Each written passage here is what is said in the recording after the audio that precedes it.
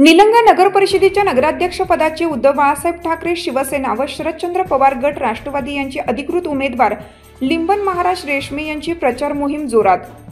निलंगा नगर परिषदेच्या निवडणुकीच्या पार्श्वभूमीवर नगराध्यक्षपदासाठी उमेदवार जाहीर। लिंबन महाराजांसारखा निष्कलंक उमेदवार शोधूनही सापडणार नाही।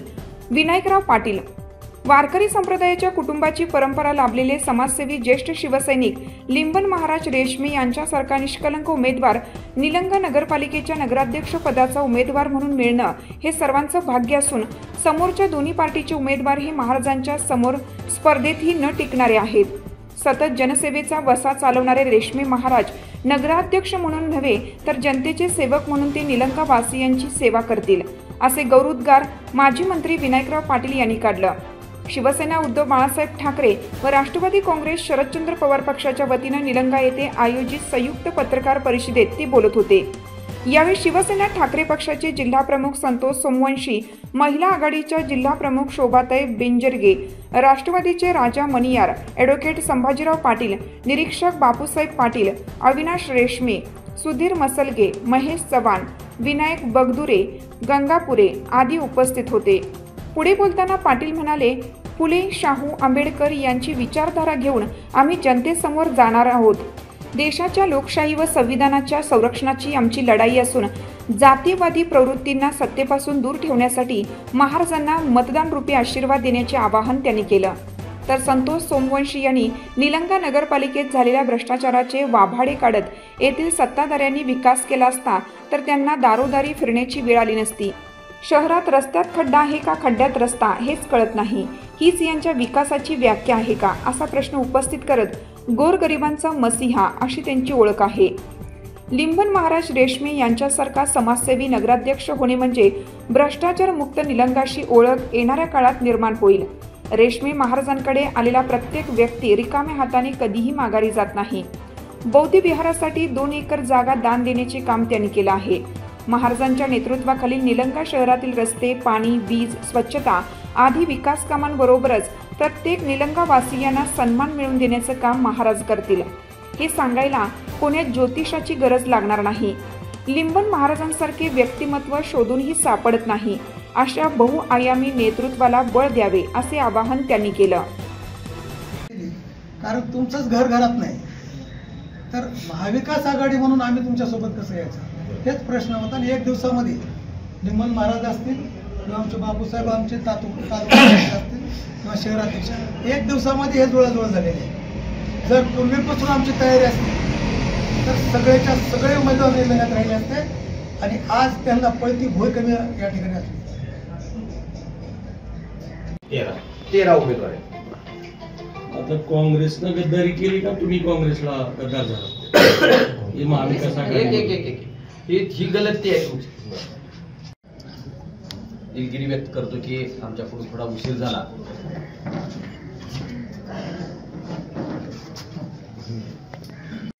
निलंगा शहराचा विकास करण्याची विजय दुसरं नेमकं काय विकास, विकासाची व्याख्या काय, नेमकं एक ठळक मुद्दे सांगतो जनतेसमोर कोणते मुद्दे घेऊन जातात? पाण्याचा प्रश्न आहे, विजेचा प्रश्न आहे, राज्यातही आणि केंद्रातही आपली सत्ता नाही, तर मग तुमच्या हातात नगरपालिका गेल्यावर बजेट कसं मिळणार आपल्याला?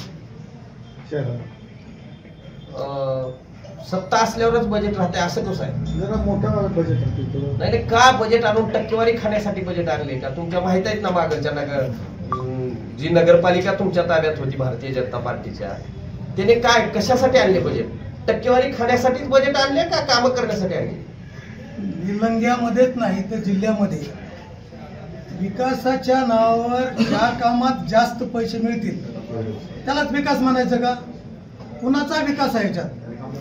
इथलीच नगरपालिकेचा विषय सांगत नाही, पूर्ण जिल्ह्यामध्ये ज्या पद्धतीनं भारतीय जनता पक्षाच्या नेत्यांनी धुमाकूळ घातला, विकासाच्या नावावर जे भ्रष्टाचार केला ते आमच्याकडून होणार नाही एवढं स्पष्ट आम्ही तुमच्या समोर या ठिकाणी सांगतो। त्याला सुद्धा तुम्ही जर भीत असाल आणि तो कधी कोणाला शिवी देऊन माहित नाही तो व्यक्ती, माझ्या माहितीनुसार साहेब काल एका प्रतिस्पर्धी उमेदवाराला धमकी देण्यापर्यंत तुम्ही जर विचार करत असाल मग अजून काही लोकशाही म्हणत नाही।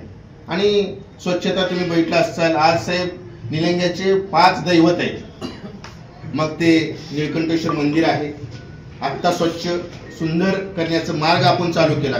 परंतु आजपर्यंत इथं कसं होतं, कारण आमच्या घरातलं पाणी सुद्धा लिंबन महाराज घेत नाहीत महादेवाला दर्शन केल्याशिवाय. मग ते दुपारची 5 वाजू द्या, तवजीपासून पाणी पित नाही. दुसरी गोष्ट आहे, पिरपासाहेब आहे, दादापीर आहे, हलकाशी बाबा आहे आणि आमच्या पोलीस स्टेशन पासून दर्गा आहे.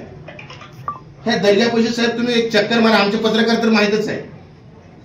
ज्या जे शहर पूर्ण त्या आस्थेवर चालतंय, त्या आस्थेच्या आमचं 12 म्हणा, आताच उत्सव झाला, आवशेकर महाराजांचा उत्सव झाला. त्या ठिकाणी जर तुम्ही पाहिलं असेल तर नाक बंद करून आपल्याला त्या मंदिरात जावं लागते, नाक बंद करून आपल्याला त्या दर्ग्यात जावं लागते. हा, हे विकास आहे का?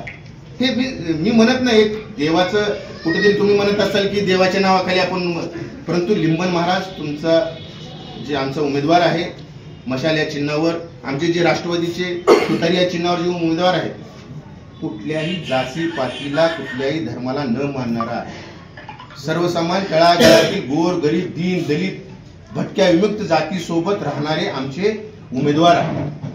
तुम्हाला एकच सांगतो की निलंगा नगरपालिकेमध्ये बसल्यानंतर आमचे नगरसेवक असतील, आमचे नगराध्यक्ष असतील, आमच्या सर्व नेत्यांच्या साक्षी समोर सांगतोय की 1 रुपयाचा भ्रष्टाचार होणार नाही याची शाश्वती आम्ही देतो. कारण तुम्हाला सर्वांना माहिती आहे लिंबन महाराज खात बी नाही, खाऊ देत बी नाही.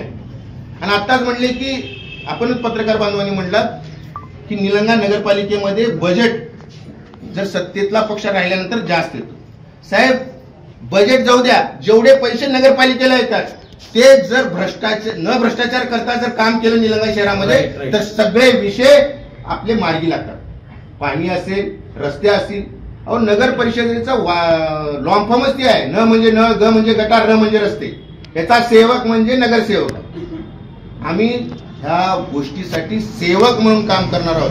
तिथं नगराध्यक्ष म्हणून बसणार नाही, तर नगरसेवक म्हणून काम करणार आहोत. नगराध्यक्ष म्हणून काम करणार नाही, तर जनतेचा सेवक म्हणून नगराध्यक्ष काम करणार आहे. आमचे नगरसेवक असतील, नगराध्यक्ष असतील, 1 रुपयाचा सिंगल चहाचा सुद्धा खर्च नगरपालिकेवर लादणार नाही, त्यांची पगार सुद्धा घेणार नाही, त्यांचा भत्ता सुद्धा घेणार नाही. असं पारदर्शक नगरपालिकेमध्ये आम्ही काम करणार आहोत. हे आमचं विजन. धन्यवाद. आपण आलात त्याबद्दल मनापासून धन्यवाद. सर्व पत्रकार मित्रांना या ठिकाणी माझ्याकडनं रामकृष्ण हरी. पहिल्यांदा आपल्या सर्वांची क्षमा मागतो की आमच्यामध्ये काहीतरी वेळेमध्ये थोडीशी गल्लत झाली आणि येण्यासाठी वेळ झाला, त्याबद्दल आपल्या सर्वांची क्षमा मागतो. आज निलंगा नगरपालिकेच्या निमित्ताने आपण सर्वजण या ठिकाणी एकत्रित झाले. आमची स्पष्ट भूमिका आहे. नेत्यांनी सुद्धा सांगितलेलं आहे की स्थानिक लेवलला तिथले शहर अध्यक्ष असतील, पदाधिकारी असतील, त्यांच्याची सल्ला मसलत करून त्यांची जे काही भूमिका असेल त्या भूमिकेसोबत तुम्ही या ठिकाणी त्या जिल्ह्यामध्ये राहिलं पाहिजे. आज प्रत्येक नगरपालिकेमध्ये वेगळी भूमिका आहे आमची. तेव्हा निलंग्यामध्ये आम्ही असतील की उद्धव साहेबांची शिवसेना असतील किंवा पवार साहेबांची राष्ट्रवादी असतील, यामध्ये लिंबन महाराज हे नगराध्यक्षाचे उमेदवार म्हणून या ठिकाणी या सगळ्या प्रक्रियेमध्ये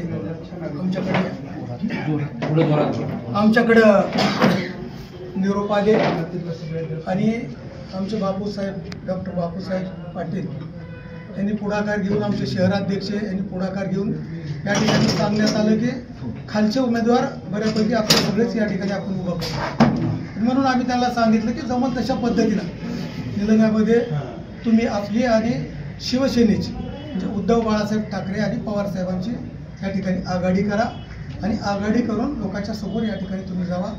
तेव्हा आज आपल्या सर्वांना माहिती आहे कालची प्रक्रिया अशी झाली की काल विड्रॉची शेवटची तारीख होती आणि म्हणून आज शिवसेनेचे उद्धव बाळासाहेब ठाकरे सेनेचे नगराध्यक्ष आदरणीय लिंबन महाराज आणि आमचे शहराध्यक्ष बापूसाहेब, आमच्या सर्व राष्ट्रवादीच्या टीमनं काढलेले सर्व नगरसेवक हे अत्यंत सक्षम आहेत. फक्त स्वतःच्या स्वार्थासाठी राजकारण करणारे नाहीत, तर आज जे महाराष्ट्रामध्ये परिस्थिती आहे ती एक विचारधारा आहे. खरंच तर आपण सगळे म्हणतो की पुरोगामी विचारधारा म्हणून आम्ही राजकारण करतो किंवा प्रतिगामी विचारधारा म्हणून काही लोक राजकारण करतात. तुम्ही जे कोणी या निवडणुकीत उभं टाकले, खरीच तुमची विचारधारा कोणती आहे हे अगोदर लोकांच्या समोर आपण स्पष्ट केलेली आहे. आमची महाराष्ट्रामध्ये अगदी प्रामाणिक भूमिका आहे. शाहू फुले आंबेडकरांच्या महाराष्ट्रामध्ये जे विचार या ठिकाणी लोकांच्या समोर आपण ठेवायला पाहिजेत, तेच विचारधारा घेऊन आज आम्ही लोकांच्या समोर आहे.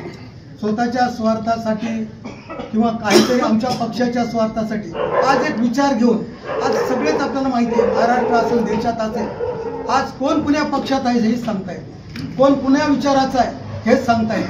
अशा परिस्थितीमध्ये लोकांना या ठिकाणी आम्ही विनंती करणार आहे की खऱ्या अर्थाने जे विचारधारा या महाराष्ट्रामध्ये आपण रुजवली पाहिजे, जो विचार घेऊन महाराष्ट्रामध्ये आपण जनतेच्या समोर या ठिकाणी गेलो पाहिजे, तीच विचारधारा घेऊन आज आम्ही लोकांच्या समोर आलो आहोत. दुधाचं दूध पाण्याचं पाणी झालं पाहिजे. जे बेगडे आहेत त्यांना आपण ओळखलं पाहिजे.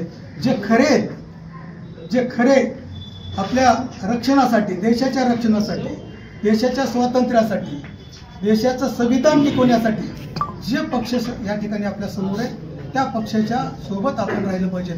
हीच आमची भूमिका या ठिकाणी घेऊन आम्ही लोकांच्या समोर या ठिकाणी जाणार आहोत. आज आपण पत्रकार परिषद घेतलात, काय उद्देश होता?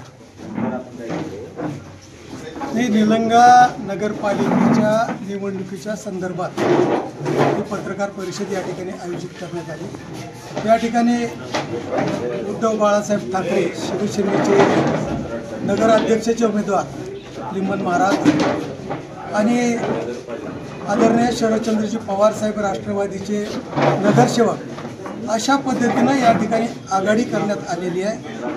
आणि त्या माध्यमातून आपल्यासमोर या ठिकाणी आमची भूमिका या ठिकाणी स्पष्ट करावी म्हणून या ठिकाणी आपल्या सर्वांच्या समोर आम्ही या ठिकाणी उपस्थित झालेलो आहोत. माझी आपल्या सर्वांनाच पत्रकार मित्रांना विनंती या ठिकाणी असणार आहे. लिंबन महाराजांच्या बद्दल तर आपल्या सर्वांनाच त्यांचं कार्य माहिती आहे. आणि आज जे नगर अध्यक्ष पदाचे उमेदवार आहेत निलंग्यामध्ये, त्या सगळ्या उमेदवारांच्या बाबतीत जर आपण विचार केला तर लिंबन महाराज हे सगळ्यात सरस उमेदवार आहेत. आणि राष्ट्रवादीचे जे उमेदवार या ठिकाणी उभं करण्यात आलेले आहेत ते अत्यंत प्रामाणिक आणि फक्त उद्देश एवढाच आहे की या शहराचा विकास केला पाहिजे, या शहरातले प्रश्न या ठिकाणी सोडवले पाहिजेत.